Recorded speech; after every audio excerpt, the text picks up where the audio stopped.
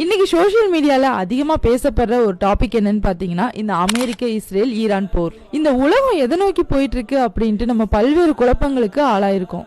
3வது உலக போர் வரும்னு சொல்றாங்க, அடுத்த லாக்டவுன் போட போறாங்கன்னு சொல்றாங்க, எனர்ஜி தட்டுப்பாடு ஏற்படும்னு சொல்றாங்க, இன்டர்நெட்டுடைய தொடர்பு பாதிக்கப்படும்னு சொல்றாங்க, அத்தியாவசிய பொருளுக்கு தட்டுப்பாடு ஏற்படும் சொல்றாங்க.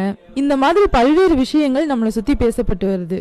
இதனால நம்மளோட அன்றாட வாழ்வாதாரம் பாதிக்கப்படுது.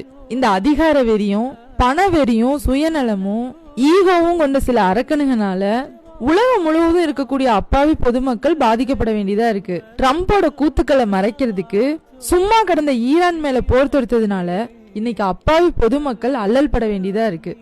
எங்கேயோ பல்லாயிரம் கிலோமீட்டர் கடந்து தானே போர் நடக்குது, நமக்கு என்ன பாதிப்பு வரப்போகுதுன்னு நம்ம நினைச்சிருப்போம். ஆனா இன்னைக்கு நம்ம ஒவ்வொரு வீட்லயும் அந்த போரோட தாக்கம் தெரியுது.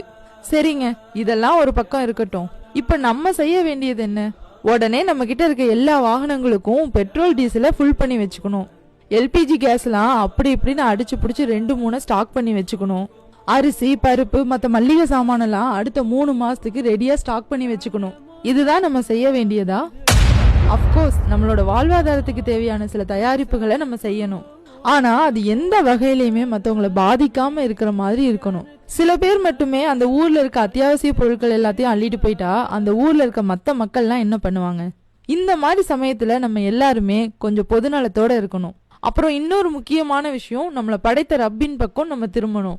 ஏன்னா அவன் தான் அர் ரஸாக், அவன் தான் நம்ம எல்லாத்துக்கும் ரிஸ்க் கொடுக்க கூடியவன்.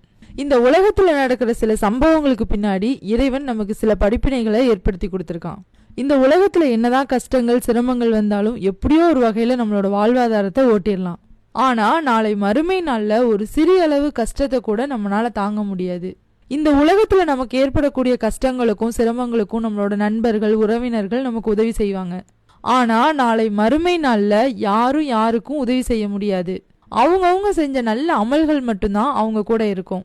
இதெல்லாம் மனசுல வச்சுக்கிட்டு இன்ஷா அல்லாஹ் நம்ம ஒவ்வொருத்தரும் நம்மளோட தொழுகையை சீர்படுத்துவோம். இறைவனிடம் அதிகமான பிரார்த்தனைகளை செய்வோம். ஏன்னா இந்த உலகத்துல உள்ள ஒட்டுமொத்த மக்களும் சேர்ந்து ஒரு விஷயத்த செய்யணும்னு நினைச்சாலும் அது எதுவுமே இறைவனுடைய நாட்டம் இல்லாம நடக்காது. அதனால நம்ம ஒவ்வொருத்தரும் இந்த உலகத்துல அமைதி நிலவுவதற்காக இறைவனிடம் அதிகமான பிரார்த்தனைகளை செய்வோம். அஸ்ஸலாமு அலைக்கும் வரஹ்மத்துல்லாஹி வபரகாத்துஹு.